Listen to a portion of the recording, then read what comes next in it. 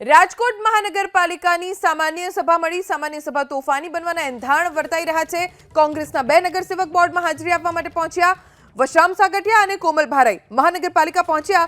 વોર્ડમાં બંનેને બેસવા દેવાશે કે નહીં તેના ઉપર અસમંજસ છે।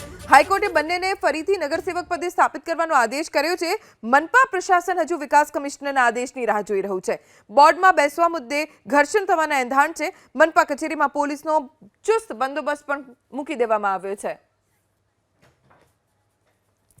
વધુ જાણકારી અમારા સંવાદદાતા પરાક્રમસિંહ જાડેજા પાસેથી પ્રાપ્ત કરીશું। પરાક્રમ, કોર્ટ તરફથી કહેવામાં આવ્યું છે કે બંનેને પુનઃ નગરસેવક તરીકે સ્થાપિત કરવા, તો પછી રાહ શેની જોવાઈ રહી છે? શા માટે બંનેને બેસવા દેવામાં નથી આવી રહ્યા અત્યારે? ચોક્કસ આનો જવાબ આપણે વસરામભાઈ સાગઠિયા પાસે જ માંગીશું અને સેક્રેટરીને તેમને રજૂઆત કરી છે। ગાંધીનગર થી તેઓ કંઈક ઓર્ડર પણ લઈને આવ્યા છે। આપણે સીધા એમની સાથે વાત કરીશું। વસરામભાઈ, હાઈકોર્ટે તમને જે આદેશ કર્યો છે કે હવે તમે કોર્પોરેટર પદે યથાવત રહેશો, તો હવે મૂંઝવણ અથવા તો તમે જનરલ બોર્ડમાં હાજર રહી શકશો કે કેમ? શું કહી રહ્યા છે સેક્રેટરી? અને તમે મેયરને અત્યારે મળવા માટે આવ્યા છો? બંધારણીય અધિકાર મુજબ અને માન્ય નામદાર હાઈકોર્ટના હુકમ અનુસાર મને જે ડિસ્ક્વોલિફાઈડ કરવામાં આવ્યો હતો મિસ્ટર દિલીપ રાવળ સાહેબ હતા, ગુજરાત રાજ્યના નામોદિષ્ટ અધિકારી શહેરી વિકાસ, આમને આપણને ડિસ્ક્વોલિફાઈડ કર્યા। આ એનો હુકમ છે। આ એ જ અધિકારી છે રાવળ સાહેબ। એમને કીધું છે કે હાઈકોર્ટનો જે તે જોતા ડેઝિગ્નેશન ઓથોરિટી કરેલ ડિસ્ક્વોલિફિકેશનનો હુકમ હવે રદ કરી તે મુજબ કરેલ, જેથી પક્ષાંતર ધારા હેઠળનો હવે કોઈ અમલ કરવાનો રહેતો નથી। એટલે એ પોતે લખીને આપતા હવે કોઈ અમલ કરવાનો રહેતો નથી। પણ એમને છેલ્લે મેં અરજી લખી હતી 7 તારીખે મારે જનરલ બોર્ડમાં જવાનું છે। એના અનુસંધાને એમને લખ્યું 7 તારીખના જનરલ બોર્ડમાં જવા માટે શહેરી વિકાસમાંથી અગ્ર સચિવ કોઈ સંબંધિત અધિકારીનું રેકોર્ડ લેવો એવું એમને માગ્યું, એની પાસે માગ્યું। મને ડિસ્ક્વોલિફાઈડ કર્યો એ તો કેન્સલ થઈ ગયો છે, હવે કાંઈ છે નહીં।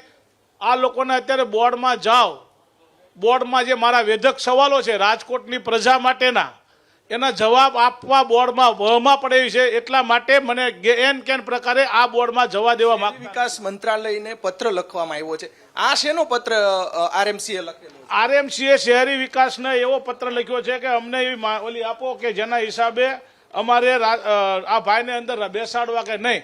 પરંતુ માન્ય અગ્ર સચિવને હું રૂબરૂ મળ્યો। અત્યારે તમારા બધાની વચ્ચે ટેલિફોનિક વાતચીત આપે કરી, સેક્રેટરીએ કરી, ત્યારે એમના સેક્શન ઓફિસરે કીધું અમારે આમાં કશું કરવાનું રહેતું નથી। તમે બધાએ સાંભળ્યું, તમે લોકોએ સાંભળ્યું।